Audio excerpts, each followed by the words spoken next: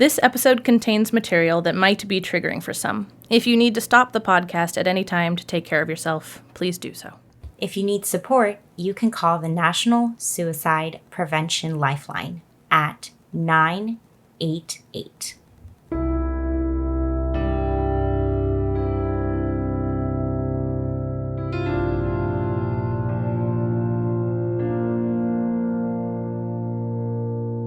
Dialectical behavior therapy was created in the 1980s by Marsha Linehan in Seattle, Washington.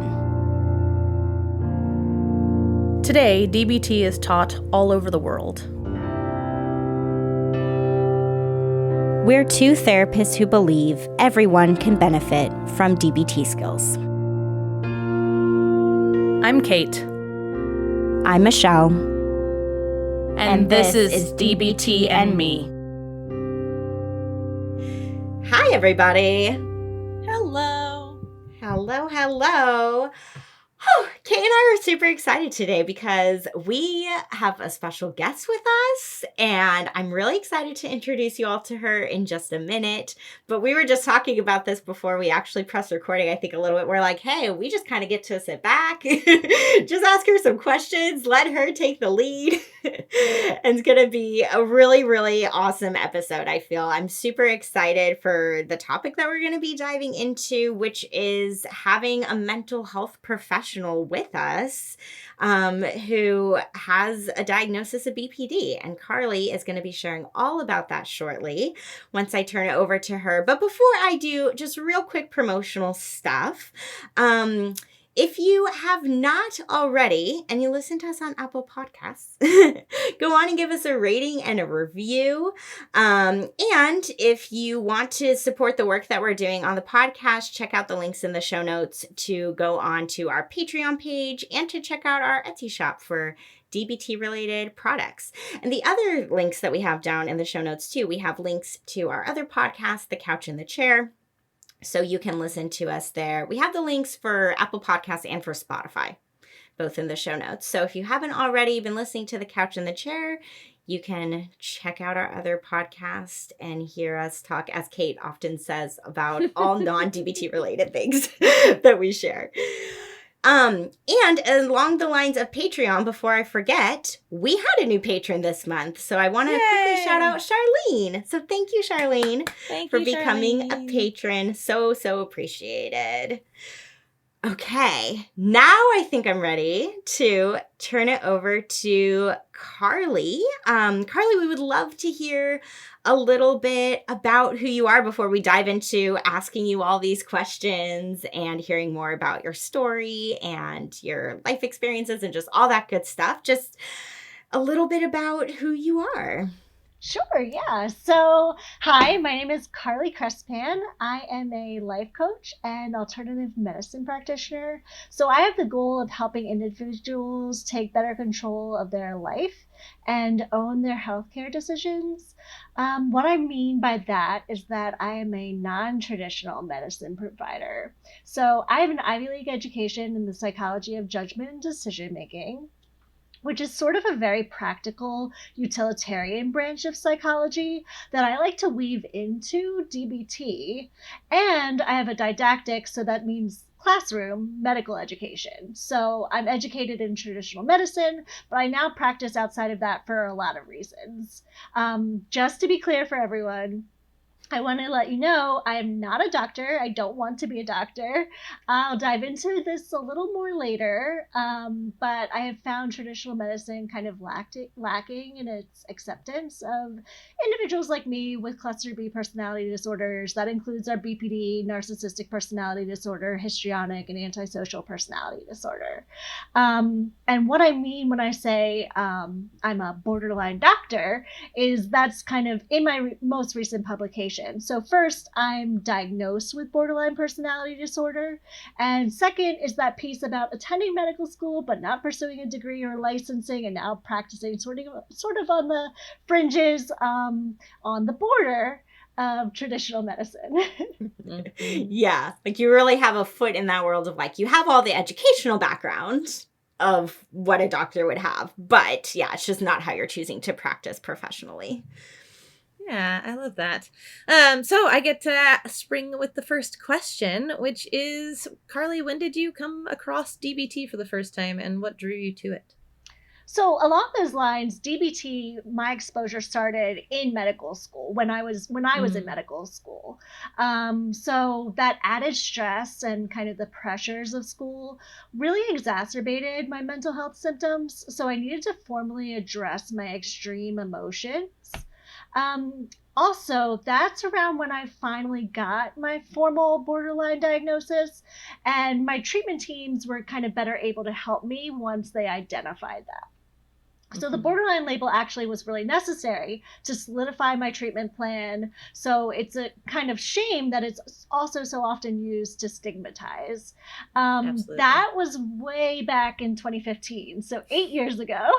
And it's hard to believe kind of looking back. But what that started with was a DBT group after an inpatient treatment. I have had DBT in kind of high volume settings in partial hospitalization programs. So that looks like a classroom setting for about 5 hours a day, 5 times a week.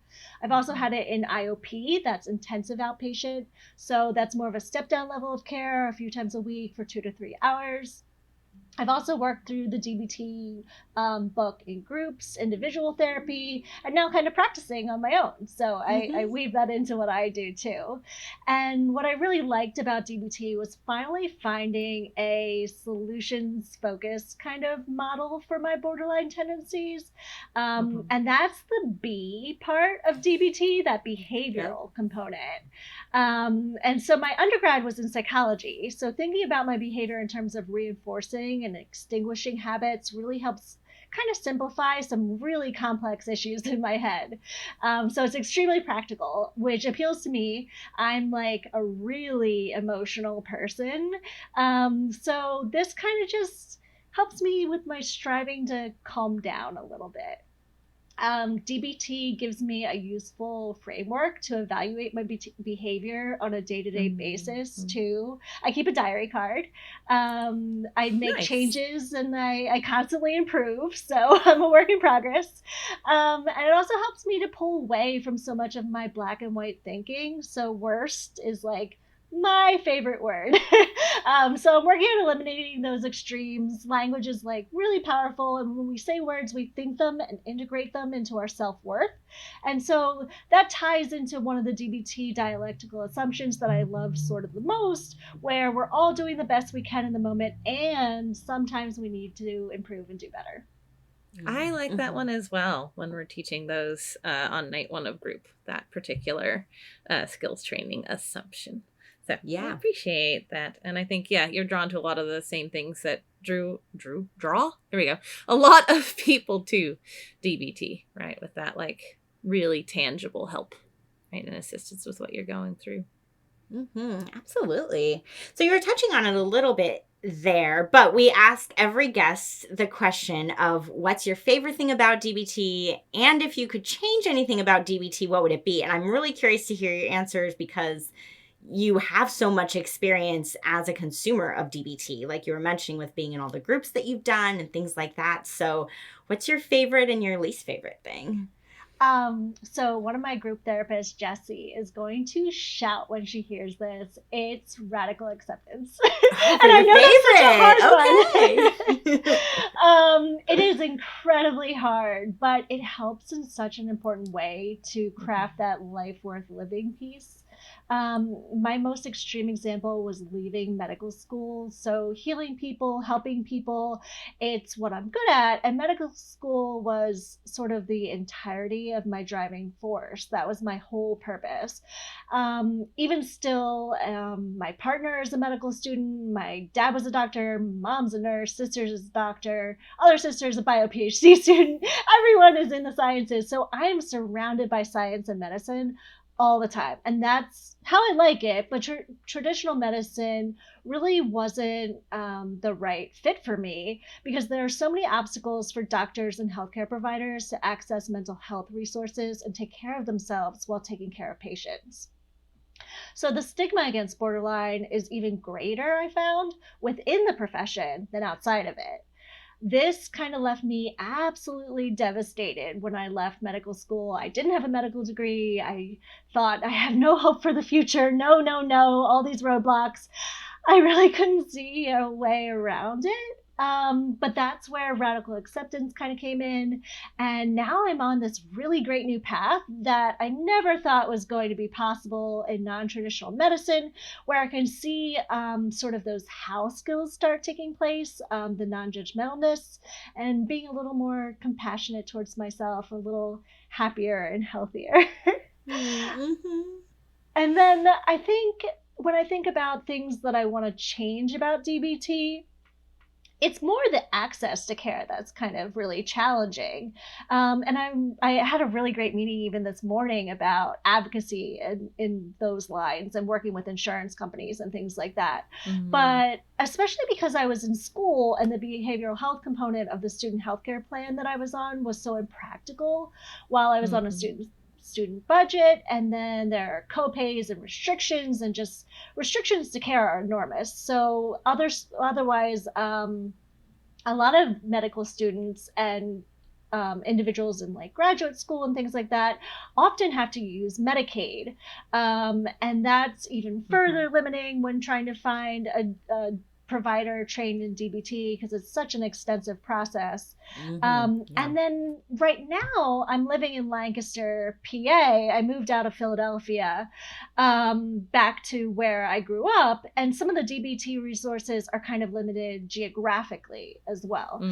So when I was in Philadelphia, I worked with all these amazing people at Belmont Behavioral Hospital, and then some resources I really want to recommend Comar there. They accept patients with Medicaid.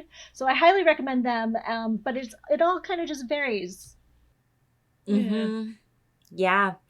I love that when you were sharing that your favorite piece about DBT is radical acceptance, that you had a personal example to back it up. I think that's amazing, because Kate and I feel, I think very much the same way about radical acceptance. Like, we love it, and we also acknowledge that it's really hard.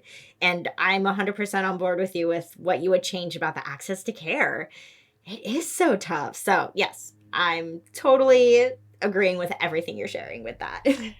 Yeah, I'm in the process of finding a new DBT provider right now for myself. So I still seek care. I've gone through the manual like a million times, but I still am interested in having that formal group setting just because of the group, and then also the value that the clinicians bring. So mm-hmm. I'm in that process right now. Yeah, definitely.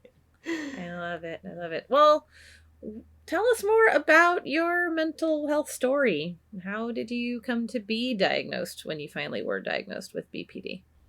So this has been a really long journey, kind of over the last, I want to say, 20 years. So I was first treated in mental health for PMDD. So that's surrounding your period and menstruation. That's because my dad's an OBGYN, and that's his wheelhouse to prescribe for. So it's kind of out of necessity. So my parents, like I said, a doctor and a nurse, both kind of insisted that they thought I had mono when I was first getting depressed. And that was my junior year of high school. So I gained a lot of weight. I was really tired all the time. I was chugging coffee nonstop. I was studying in a healthcare program at the time that was academically rigorous, and I was away from friends. And I really loved that. I got to meet a lot of really great people and colleagues, and it helped shape my career a little bit. But I was so depressed. And so it was my dad who first prescribed Prozac. And I started there, but it wasn't until I went to college that I sought out counseling. And so I went to the University of Pennsylvania for my undergraduate in psychology, and they were so incredibly helpful and hands-on. Penn is kind of the institution of Aaron Beck, founder of Cognitive Distortions. They're pioneers in positive psychology, and they have a really robust judgment and decision-making program, which is what I studied there. Their CAPS program, or the Counseling and Psychological Services, and I always recommend to students to look for their CAPS programs and counseling services in college, really helped identify what struggles I was having beyond that depression piece and anxiety that I've kind of had anxiety my whole life. So the school set me up with my all-time favorite therapist. Dr. Alexander was the head of CAPS there, and he's brilliant and compassionate and really he's maybe the reason I survived college. And so counseling resources in school, when done well, can be really transformative. It was really done well at Penn, and that was at such an important time in my life. That contrasts kind of strongly with my experiences with mental health later in my education, especially in medical education, and kind of what the realities are in the workplace, particularly for healthcare workers. But it can be done really well, so it exists. You've seen models of it going well. Absolutely. Yeah, I love hearing stories of people connecting with that. Like I'd rather everybody have more than one person, but at least knowing there's that one person that helps get you through, right? Like that really hard time or in your education, things like that. So he was so amazing. Yeah. I'm so glad. And you've been touching on this already a little bit. I feel like kind of bringing in these different pieces, but how did it really all come together for you to bring you to the moment where like you really knew that you wanted to be in this field and that you wanted to help others? And what was it like to really arrive fully at that decision for yourself? Sure, yeah. So I've kind of always wanted to help. My family, like I said, very science and medicine focused. But my dad is sort of the epitome of the healthcare provider I want to be. So he's not perfect. I mean, my parents were definitely confused with mono and all that stuff, and they were kind of like, "What's all this mental health stuff?" But that's sort of despite of, or maybe because of their roles in traditional medicine that kind of reinforces that. But I grew up practicing surgical knots with dental floss on our kitchen chairs. And wow. I would do heart surgery on little Play-Doh earthworms. For some reason, I don't know why earthworms. Actually, earthworms have multiple hearts. So that was an inaccurate surgery. And it was kind of a little more complex than I think my level was. But so I thought I wanted to be a surgeon. And I really thought of surgery as art and medicine, but then I realized with my borderline diagnosis that it gives me such an advantage as far as empathy, and that's sort of my superpower.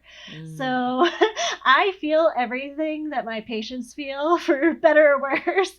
I will tear up. I'm emotional. I get emotional at their emotional and physical pain. And that's something when I realized I don't need to fight my own health and my diagnosis to help people. I can kind of transform it to the greater good. So I like to study at a problem is how I call it, which is maybe intellectualizing a little bit. That can be pathological, but it can be kind of practical if you humanize it a little bit too. So psychology, like I was saying, at Penn was my default major, because I couldn't do two things at once, literally. So I decided to treat my mental health and earn a degree. I just combined them. And that's sort of how I am. I really don't have a great work-life balance. It's all work all the time, all life all the time. But it's great because I feel like I've never worked a day in my life, kind of despite having held a whole bunch of different jobs, but I really just integrate myself in what I'm doing. But what I found is that in common with all of those jobs, the thing I really liked were the complainers. And I don't mean that negatively. I complain. I mean, all the time. So I'm okay with complaints. The first part of your patient note, though, in medicine starts with a chief complaint. So this is good. Like, tell me what you're complaining about. Tell me this. Tell me what's wrong. I want to fix you. And not just fix it for you. I want to help you to figure out how you can fix it. And that's because, so I find that the consumer in so many jobs, and like as a patient in healthcare, whatever the job or situation is, you really have an active role. You have a choice. So you're the one who is going to accept or reject a doctor's advice. You're going to take your medication. You're the one who's making real change, not your doctor. And I really find that it's the people I work with or for that kind of make all the difference. And that's angry people, hurt people, sick people. Bring it on. I like the negative experiences because I turn them into positive ones. Yeah. Well, there's kind of two things that really stood out to me there. Like, one, I love the part where you said that you really just realized, okay, I don't have to do like two things at once. Like, I don't have to just like treat my mental health or earn a degree. Like, I'm going to do both.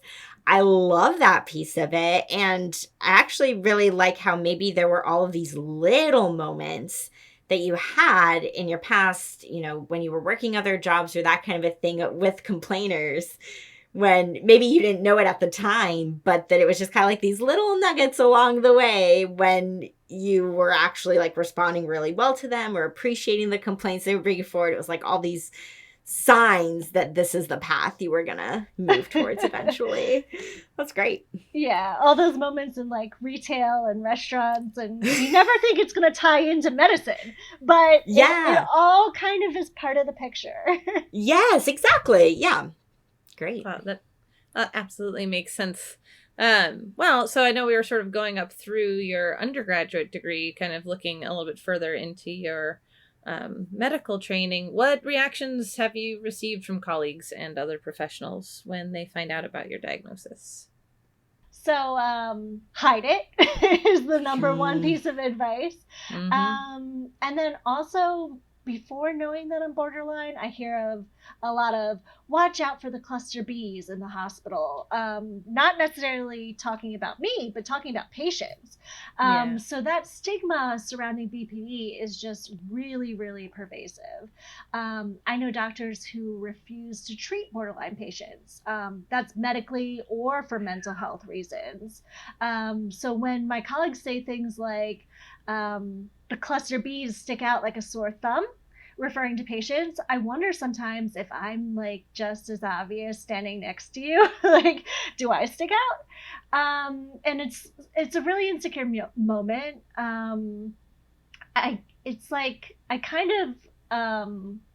It's living in a world where you're constantly wondering if you're just a diagnosis to the doctors around you. And that's not true of everyone. I've experienced some really great treatment and care, particularly when I've sought DBT specific resources with highly trained, empathetic, and knowledgeable professionals. But a lot of times I've been told to hide my diagnosis. I recently wrote an article titled Borderline Doctor that was published in the journal Medical Education. But that was after I left traditional medicine. So it's really just the death knell to admit it fully, that you have BPD when you're practicing medicine. And that's even after my applications to medical school included a personal statement that sort of vaguely described my depression and anxiety and trauma history. It's just really unacceptable to kind of take that next step. And so my medical school knew this about me when they accepted me, but they wanted me to hide my diagnosis once I got in. And I think that speaks a lot to some of where there is a disconnect between colleges and universities for undergraduates, which more openly encourage seeking medical care, whereas medical schools, I've found, might encourage you to access mental health resources, but sometimes they get really concerned when you do access them. And that's a little bit because of the licensing that goes on for physicians. It's still really invasive. It asks about mental health history, past and present. And in many states, that's a really huge barrier to practicing medicine. Yeah. I mean, I think it's interesting because like I look at our field, right, with the path that Kate and I went, where we got master's degrees in counseling, and so many people choose the path of counseling because of a mental health history. So it's, I don't know, at least I feel like in our field, we're not surprised in any way No. when we find out that most of our colleagues have not quite been ubiquitous, in but yeah, exactly, right? It's, actually it is. It's viewed really positively in our field. Like if Kate and I share with colleagues, which Kate and I are of course very open about the fact that we're in therapy ourselves, what our whole other podcast is about. But when we share that with colleagues, it's viewed very positively. It's like, yeah, good for you doing therapy. So it's actually super fascinating for me to hear you mention how in the medical field, for people pursuing that track career-wise, it's viewed so differently. It's really kind of like our patients can get sick, but our doctors can't. And so it's a really big problem. Yeah.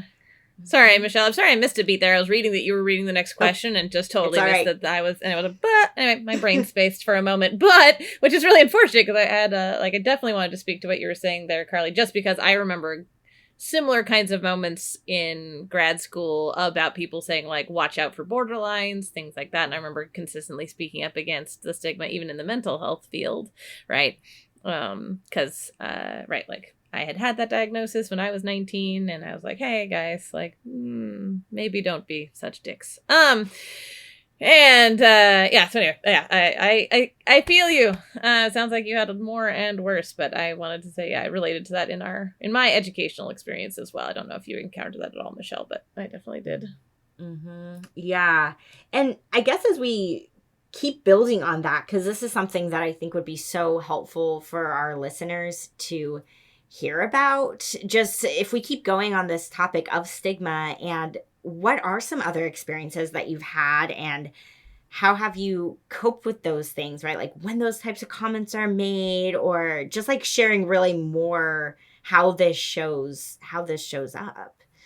Sure. Yeah. So, stigma, that's been really huge and life-changing for me. I faced enormous stigma in the field of medicine.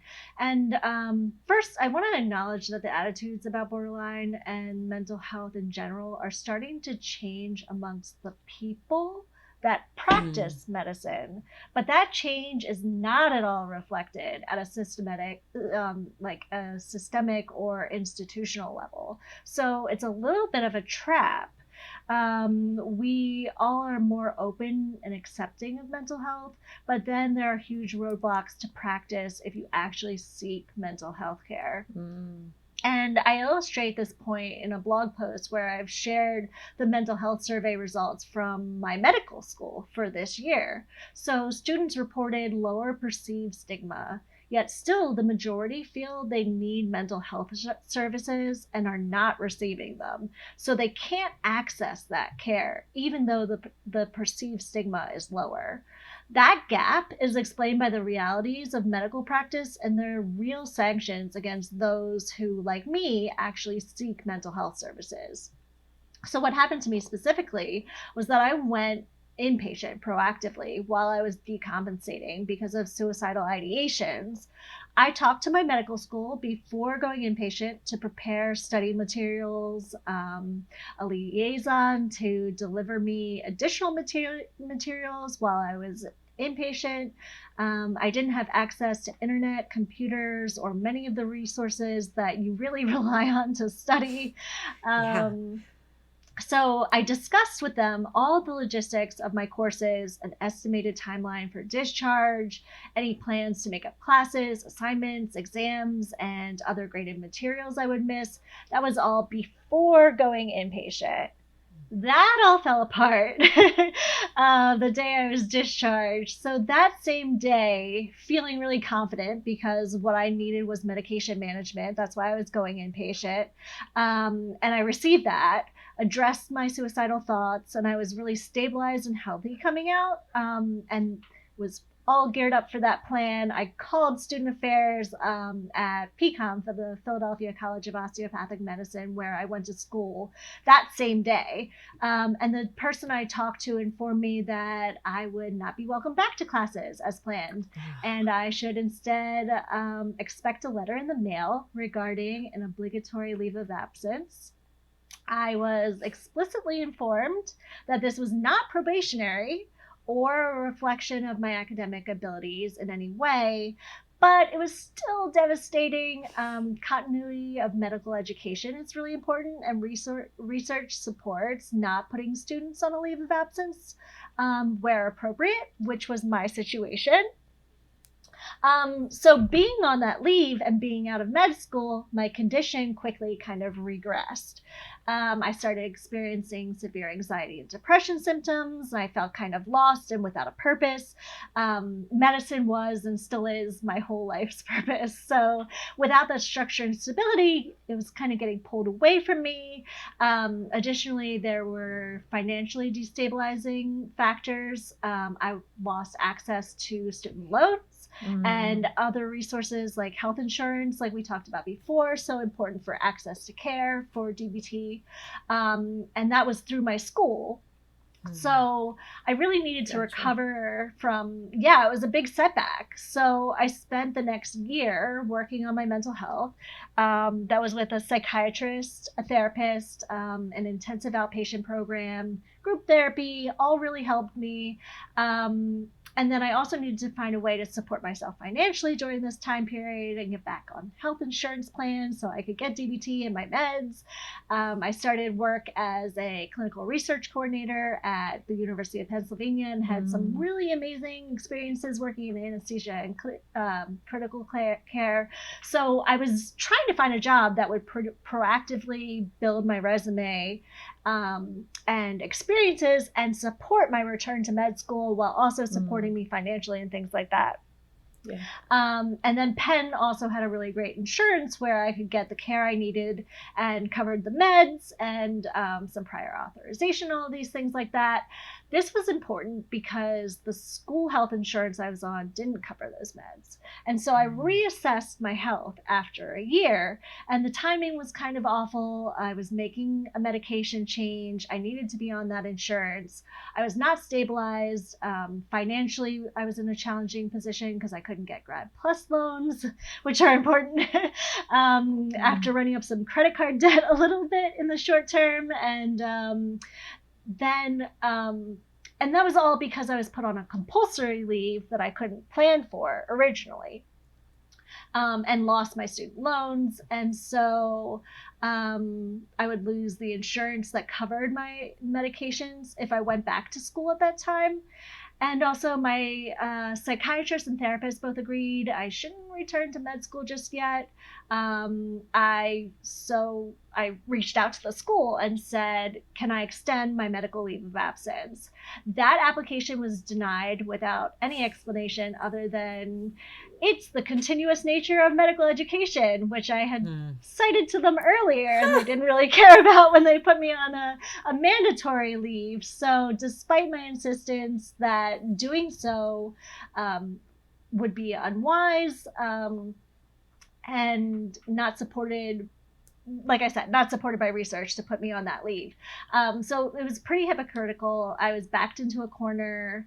I was trying to decide, do I take classes and risk failing or give up on medical school entirely without trying at all? And those were really my only two options.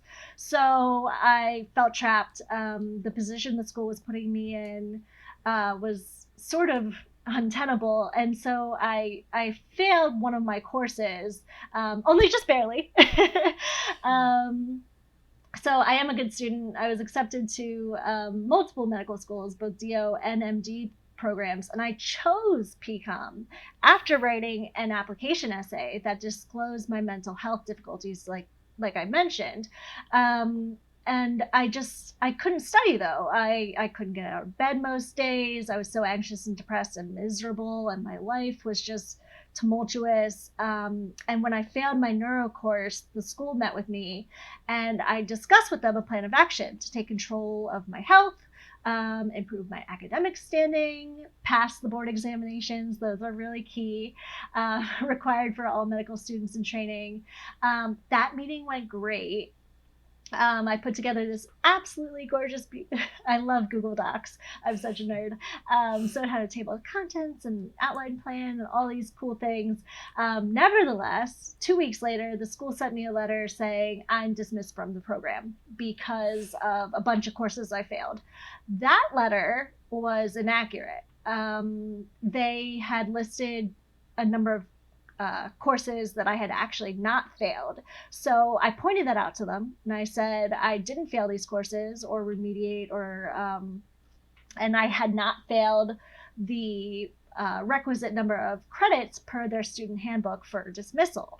They told me they just didn't really care. The dean informed me that the committee was not reversing their decision, and that the dismissal wouldn't be rescinded. I was informed that I could appeal the decision, but I kind of felt like, why at that point? I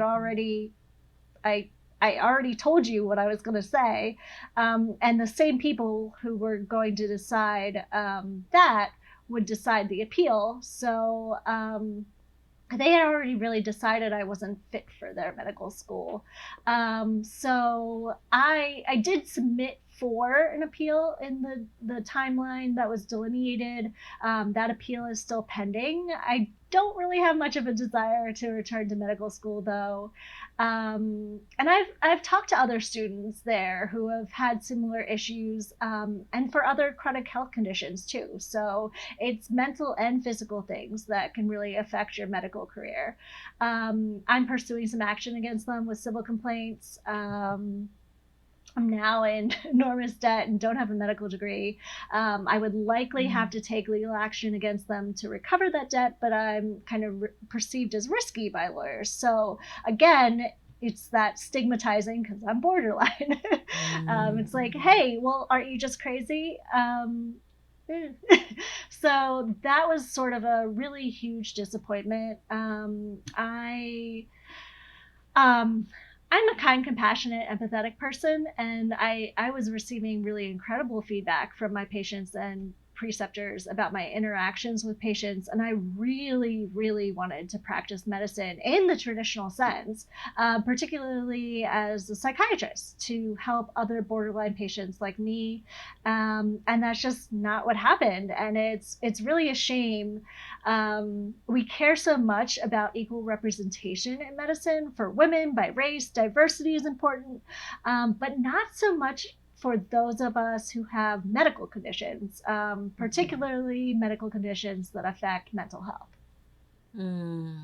Yeah. Well, thank you for sharing all of that so in depth, because, before I asked the question, we were really talking about some of those comments that you've heard people in the medical field say without them being aware that of what your diagnosis is, but then to just really take us back to the beginning, to take us back to when you were in school and how your school responded to you choosing to seek out treatment. And again, it goes back to what we were all kind of saying at the end of the last question, which is why isn't that viewed as a positive thing? Why isn't that supported? Why aren't they saying, hey, that's amazing that you're taking steps to seek out this treatment that you need, and we will do everything we can to support you when you exit from, in your case, an inpatient program.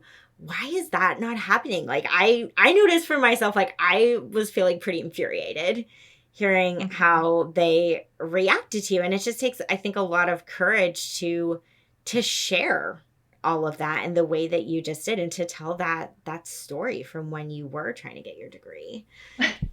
Thank you. I think also you hear from what people say to you is you're really courageous. Good for you for taking this time off. And people at my medical school, administrators at my medical school would say that.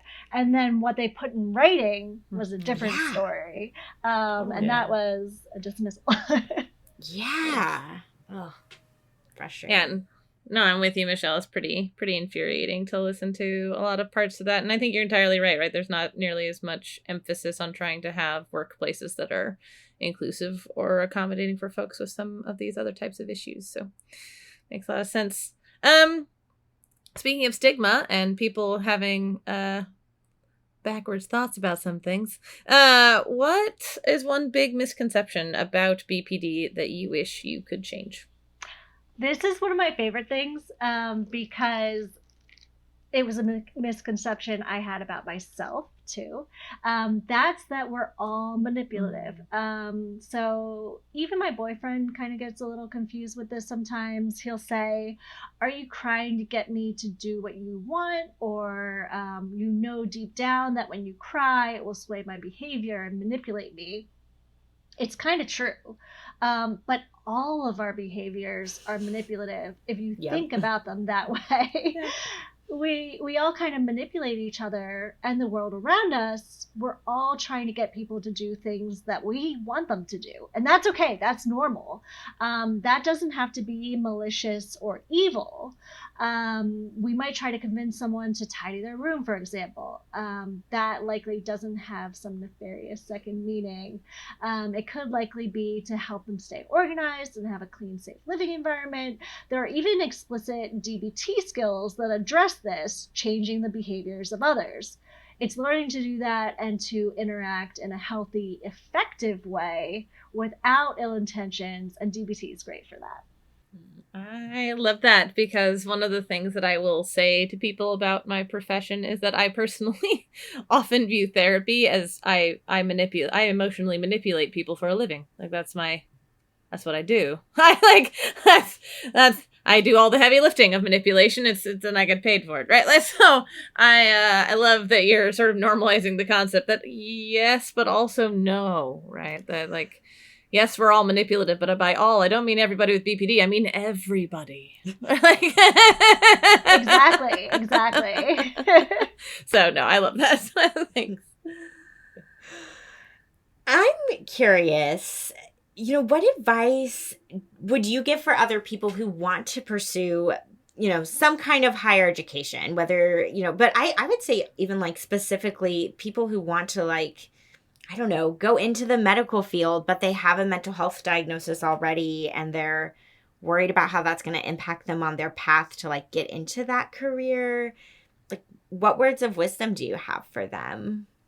Yeah, sincerely, know your rights, but also know the law and the real barriers that you're going to face, whether or not those are fair. So I almost have a little bit of a concern for Gen Z right now. I love that we're so open now about our mental health and diagnoses on social media.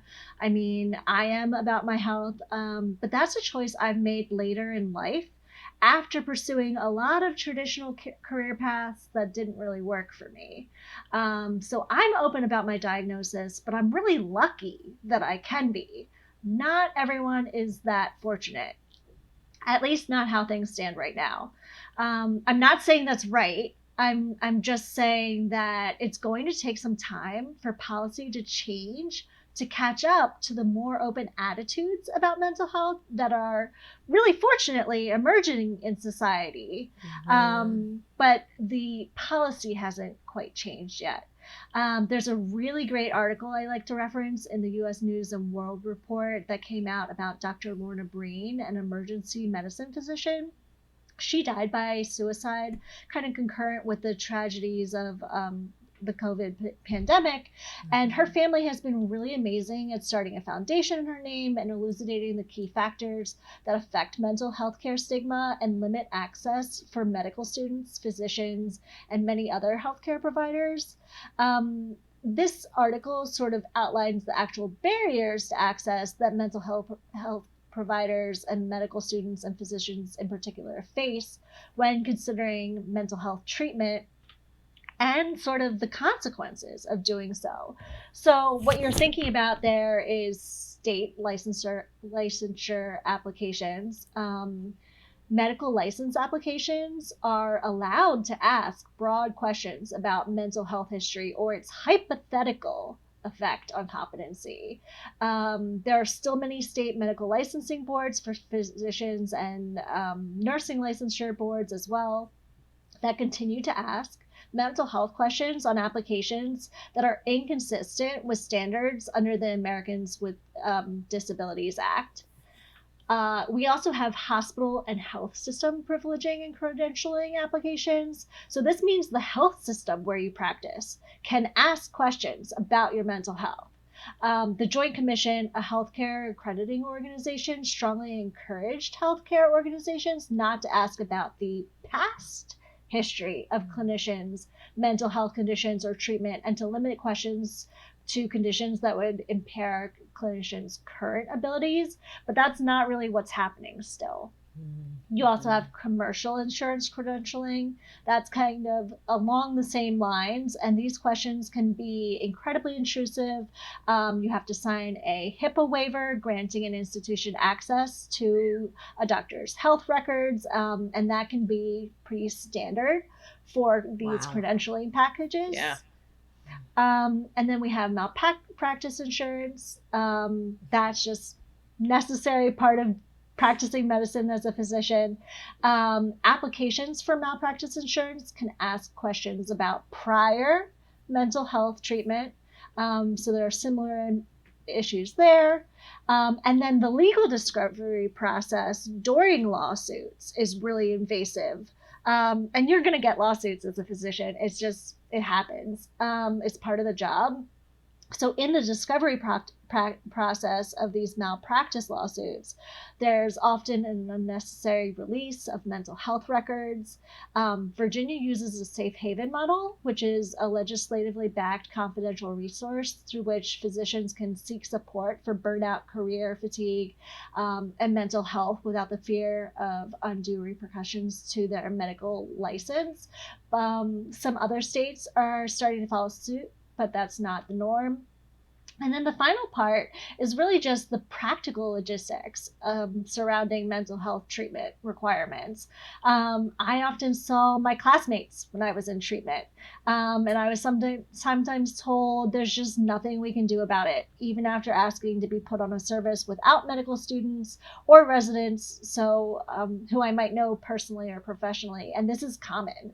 And sometimes with insurance, you're boxed into receiving treatment where you work in the same system. And that can cause some really immense distress, and it certainly did for me. Yeah. Well, thank you for going into so much detail there about all those different places where you may it doesn't sound like you may have questions about your mental health. It sounds like you will have questions about your mental health. We'll definitely make sure to share that article that you mentioned about Dr. Lorna Breen. We will share that in the Facebook group so that people can give that a read if they're curious.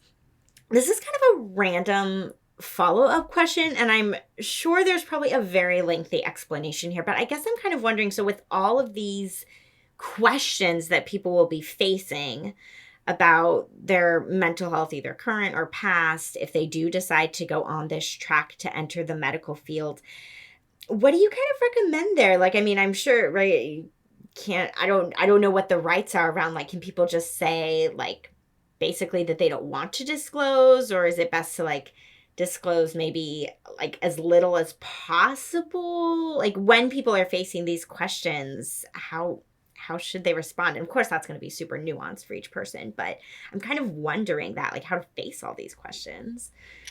Yeah, so that's a really tricky one. You kind of have to admit to things that are on paper, and your med school is going to put together an MSPE.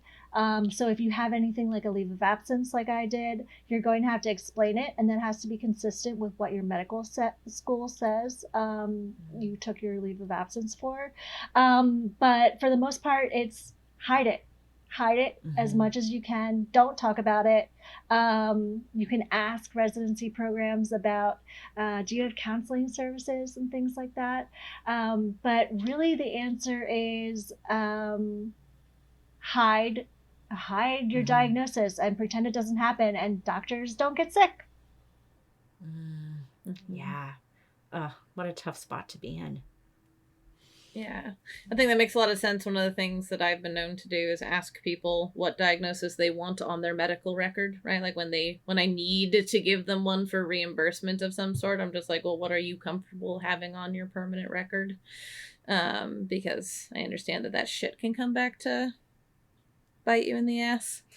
Yeah, and I've asked different people not to write borderline on my medical records at various points in time, and that's been just really necessary. I've had to discontinue care with providers before because they weren't willing to do that, which is unfortunate because then that kind of has a trickle down process where you're not going to get the proper research and funding for borderline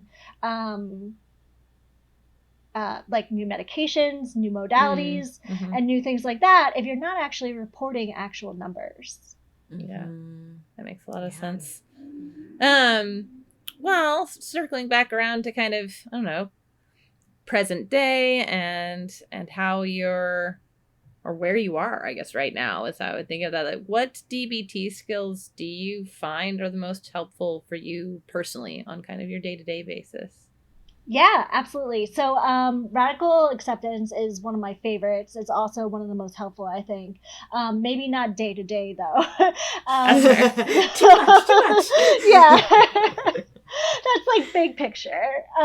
So there are certain skills that I sort of organize as my go-tos, and I categorize things situationally. Like the stop skill is good when I'm in the car and I can't go grab ice, for example, and use the tip skill. So I categorize the skills in my mind so that I know when I can access each one at an appropriate time. Or especially if I'm like inpatient, I know to get things in advance. So I rely on Cope Ahead a whole lot. I find Coping Ahead to be really important. And one of my all-time favorite resources is to kind of elaborate on the pros and cons lists that DBT breaks down in such a beautiful way with those 4 squares that we map out. The pros of doing something, the cons of doing something, the pros of not doing something, and the cons of not doing something. So those 4 squares. The bonus of making things elaborate for me is that it incorporates the distraction skill by default. So it's sort of forcing me to pay attention to details, and it brings me into wise mind a little bit too. I have to think more rationally and not just emotionally. So I'm kind of hijacking a few skills at once here. We do that all the time. We're like, and you're using actually like 3 or 4 DBT skills within this one DBT skill. Truth. Yeah. So what I like to do with that pros and cons list is make it even more elaborate. And I do this with clients and with family members too. I take the pros cons of doing something list and I set all those events equal to a sum of 1, because also the sum of not doing something is equal to 1. It's where my judgment and decision making psychology and statistics background kind of hops on board here. And if I did a good job with my pros and cons list, in theory, I've thought of everything that needs to be considered for that event to happen or not. And that event either happens or doesn't happen with 100% certainty. So that's where setting our baseline at 1 or 100% comes in. Everything adds up to 1 a whole. So from there, I can consider that all the influencing factors I just wrote down, my pros and cons, are things that affect that choice with a weight of less than 100%. Or less than 1, but they all need to add up to 100% because something can't happen 110% of the time, for example, so you can't go over.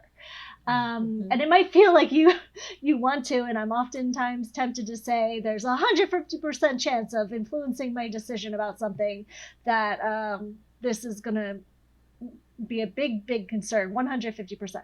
But that's a wise mind moment. And I have to recognize that I'm not being dialectical.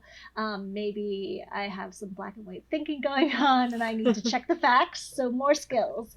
But so all my factors need to add up to 1 in both columns of an event that I might choose to do. And that might look like, should I break up with my boyfriend?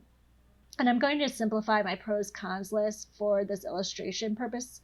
But let's put a couple of influencing factors into play that might be reasonable to consider. So let's say my pros are, if we break up, I get to make all my own decisions and don't have anybody else's feelings or best interests to consider, which I think is awesome. So I'm going to assign that a weight of 25%, or 0.25 if we're adding up to 1. Another pro might be that I can find a new exciting partner, which I might say has a 10% influence, 0.1. On the other side, I'm thinking about cons, like losing someone I've lost a lot of time in getting to know and care about. Let's give that 50% because that's really huge. And another con might be I'm scared to be alone and worried I'll never find someone else. That might sort of be 2 things, but for simplicity, let's say that's 1, and that's assigned 15% weight. So if I did my math right, all of that should equal 100%, and I've considered 100% of the pros and cons that can influence my decision. So 25 plus 10 plus 50 plus 15 is 100%. Now, we could look at our pros and cons list as 2 pros and 2 cons of breaking up. And we can do the same thing with weighting pros and cons for not breaking up. Let's pretend we did that again for illustration purposes. Normally, I'd have trouble deciding between my equal length pro and cons list, 2 and 2. But because I weighted my considerations, I can add up those values in each column to see really how much all the pros and all the cons actually influence me. So that's taking that 25% and 10%, that's 35% for all the pros, 50% and 15%, that's 65% for the cons. So my lists really aren't 50-50 like they looked like at first. When I factor in everything together, that they're not all weighted equally, I come up with something really meaningful here. So I care more about staying together, or the cons, the 65%, than I value breaking up, which is 35%. And maybe a lot of people do this automatically, but it's just a really formal way for me to evaluate how I actually feel about the situation, if I'm being honest with myself, and how important each factor really is. And it lets me use a couple other skills along the way very formally. And just to pull it back into that grid of 4, you can also pretend to do those same things with the other squares. And let's say I have 20% pros for staying together and 80% cons for breaking up. And that's just a way to check your math. So everything lines up. And that means that I'm just looking at it from another perspective, and I feel the same way, and that gives me extra confidence. So it's an elaborate way to do the pros and cons. I love that. I like pros and cons anyway, but I've never heard of that sort of like weighted approach to things. So that's definitely something I will noodle on. No, I was thinking the same thing. Yeah. Yeah, I was like, wow, that was just like a masterclass in pros and cons that gave, I had never thought of it that way too. And I think we've kind of like informally have said that to people. Like, it may be that you have something in one box that really carries a lot of weight. And like, I'm not a big math person, but I actually really appreciate bringing some math into this. Like, yeah, I wish we had like a whiteboard or like a way to give that visual for our listeners somehow, because that's such a great way to think about it. And I'm secretly really bad at math. And like, I don't actually you wouldn't have known it hearing you talk about it. I don't think in numbers. But what I find is I'm so emotion minded that when I do apply numbers, it pulls me into the reason mind a little bit, so I get to use some of those wise mind skills. Yeah, no, it's really, really great. I love that way to think about it. Okay, I guess to start towards wrapping us up a little bit, is there anything else that you want our listeners to know that hasn't come up yet with the questions that we've asked you and what we've talked about thus far? Sure. So borderline personality disorder, it can sometimes be really scary. Up to 10% of us die by suicide. My brain has calmed down significantly with age, and many people will say that. But I want to send kind of some love out to those of us who are like me in our 30s. So the mean age of suicide is actually higher than you might think in borderline personality disorder. So the mean age of suicide is 30. A follow-up study found that that's closer to 37. Oh, wow. So all of my frequent visits to the ER and attempts at suicide when I was younger, while they weren't just for attention by any means, they aren't really the end of the story for me. My last visit to inpatient, I was grouped with a whole bunch of 18 to 20-year-olds who are really struggling, and that is such a hard age. Suicidal ideation and attempts are definitely really difficult when you're younger. However, when we don't find relief for so many years, that's when I feel there's that real risk of death by suicide. Um, my suicidal ideations actually peaked at one of those 30 something years without disclosing my age. And that coincided with my time in medical school. So that was really incredibly tough. It sort of felt like, well, I've done all this really good work with DBT for so many years and things still aren't working. My emotions are still out of control. Nothing is good. I give up. And that's when I was most afraid that I would be, I want to say successful, and I apologize for using that word, but that's how it felt at the time. So that's why I'm saying I might be successful at suicide. I'm also really dangerous now with my medical background and experiences, so I'm a little more sophisticated now. And what I realize is I don't want to die by suicide when I'm healthy. But if I'm having suicidal thoughts and starting to develop a plan, I might actually be good at suicide now. To again be, it's a little difficult to say it that way, but that's how it felt. So now I take every precaution to go inpatient when I need to before I get to that intent piece. That's also why I really needed to go inpatient during medical school, despite interrupting my education. And I identified that before acting on my emotions. So that was so important.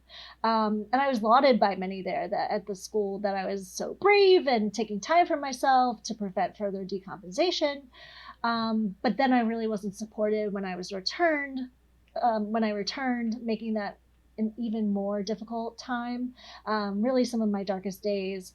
So now I like to work with clients of all ages, but especially those who are having those same feelings of frustration later in life when they've reached a point where they feel like they've tried everything and nothing has worked. It's sort of that I tried everything, nothing worked, keep going point. And I try to be really positive and solutions focused, similar to DBT, in how I push past that I've tried everything moment, like I was feeling. So, but when you think about it by default, it feels like nothing is working, but you're still alive. So that means something, even something small, is working.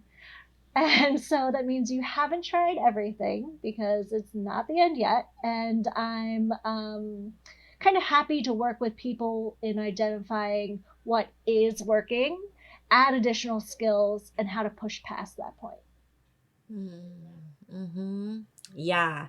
Well, I'm really glad that you brought the topic of suicide into the conversation, because when we're talking about a BPD diagnosis and what people tend to think of when they hear that is they do think about people who experience suicidality on a regular basis when they have that diagnosis, which certainly not everybody with the BPD diagnosis does, but many do.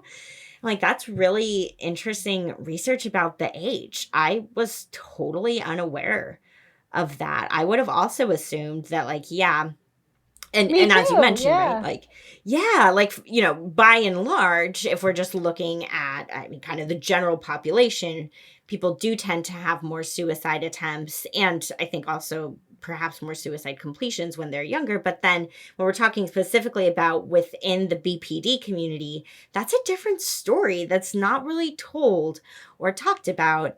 And you just told it. And I think really, hopefully, that helps a lot of our listeners know that if they are experiencing suicidal ideation, they're not alone. And that piece there at the end about how even when you think nothing is working, something is, because you are still here.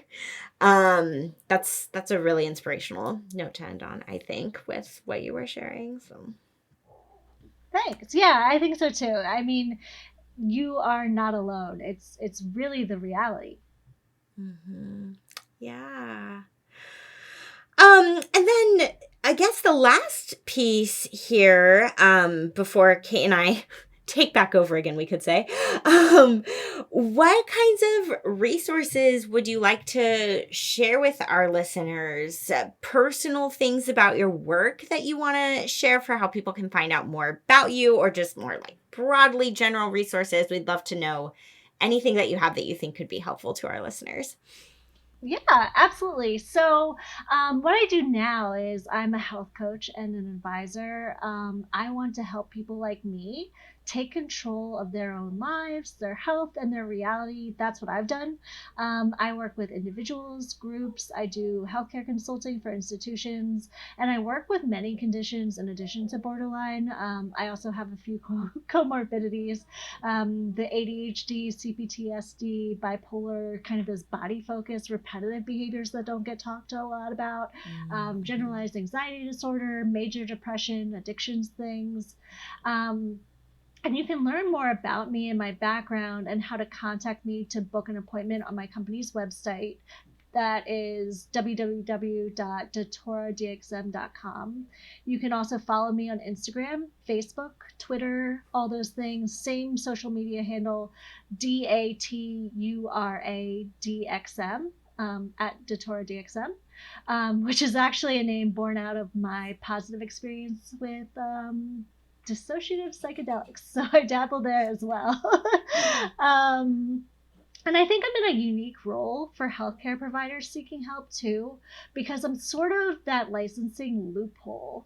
I can't report you to a state licensing board. I'm not going to label you with a diagnosis that follows you through your healthcare records or insurance, and I'm not going to prescribe you any meds. So I'm really in a fortunate position outside of traditional medicine now, where I'm safe from so many of the sanctions that I mentioned of people with borderline, and many other healthcare conditions who can't get the care they need without the fear of those sometimes unfortunate career-ending repercussions. So I'll share that article from the U.S. News and World Report with you guys. I'll share that link with Michelle and Kate for reference as well, and some of the other links that I mentioned.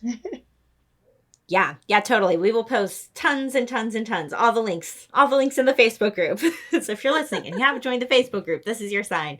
Join the Facebook group to check out all that stuff for Carly. Yeah, perfect. Okay. I think that's everything. Before I talk a little bit about coffee hour for next month, and then Kate's gonna, as always, guide us through a closing moment. So our next coffee hour is coming up on August 7th, and there's a couple updates a little bit to coffee hour.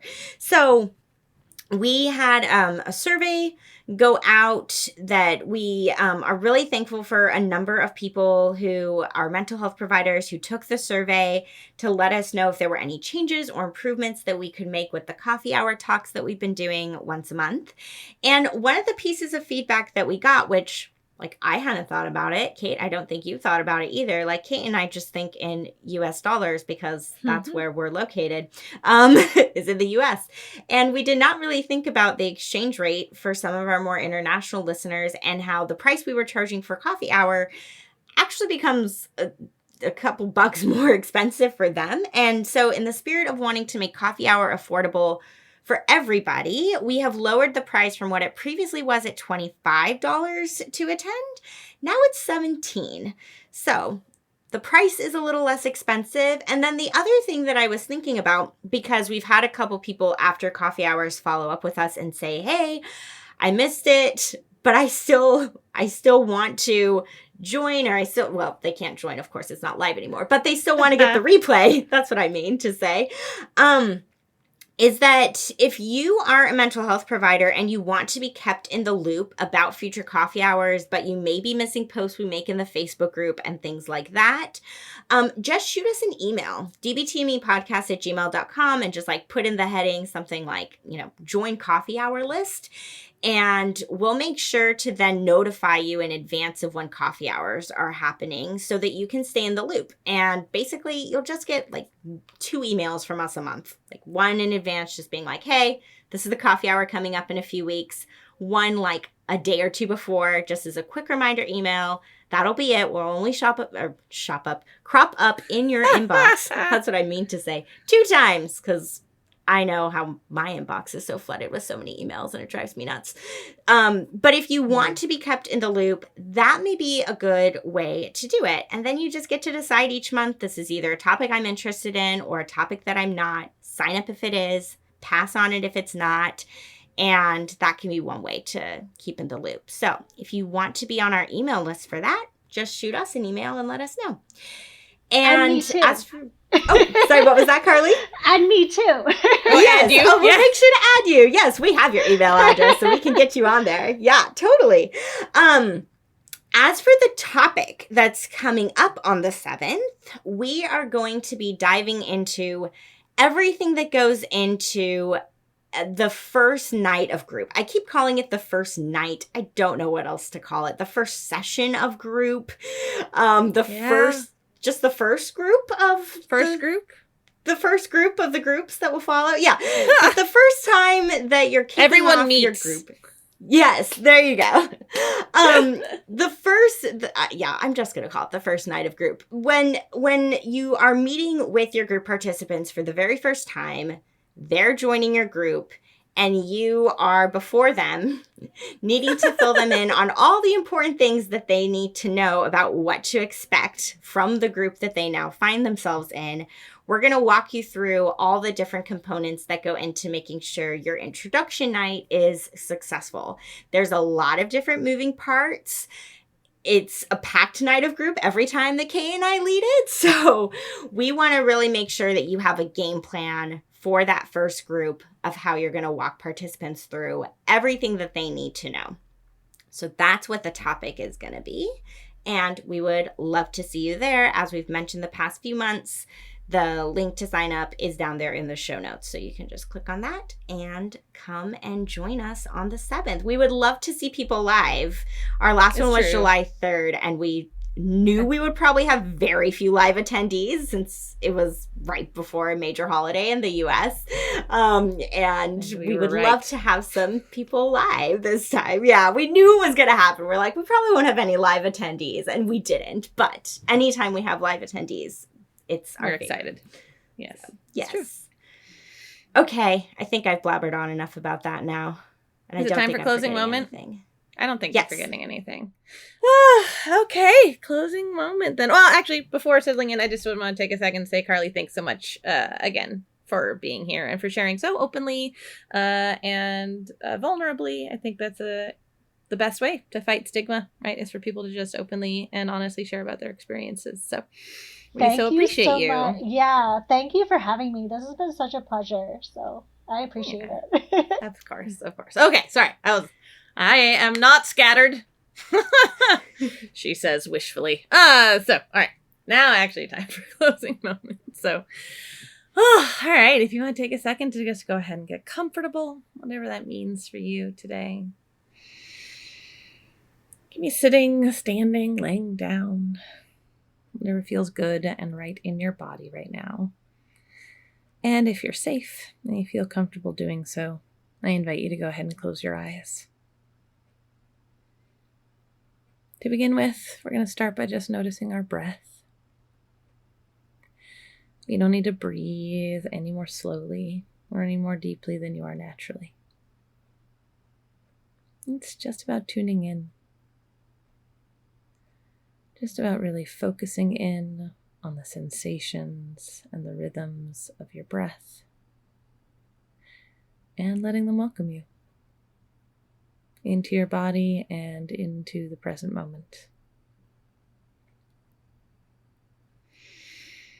So for today's exercise, we're going to move that awareness not just to the breath, but also to our whole bodies and our emotional selves. This is just a check-in. It's a moment to ask yourself the question, what's going on for me right now? What emotions am I feeling? Where do I notice them in my body? What am I noticing in my body that's maybe letting me know what I'm feeling? Just taking this moment to be mindful and introspective about what's going on in your inner landscape today. As you encounter various emotions through this moment, take a second to try and ask what that emotion is trying to tell you. All of our emotions communicate, so what are these ones trying to say? About you, your day, your life, the current environment you're in. You may or may not be able to do anything about what your emotions have to say, but at least you're acknowledging them. You're noticing. You're being mindfully aware of what's going on for you. That's going to help you be more present, more calm, and then more in control of what you do in response to that inner landscape. Then you can take the time to do a bit of an audit or an inventory. Just a check-in. No judgment, no expectations, no way you're supposed to be feeling. Just aware. Just listening. Just letting be whatever is.